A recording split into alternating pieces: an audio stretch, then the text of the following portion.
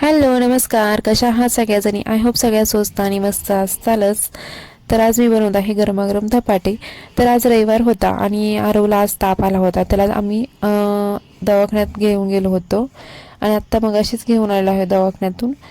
तर जायच्या वेळेस आम्ही पोहे वगैरे खाऊन गेलतो, पण आल्यानंतर अजून भूक लागली. तर म्हटलं आता काहीतरी गरमागरम मस्तपैकी असं करावं, कारण की बाहेरही पाऊस चालू होता.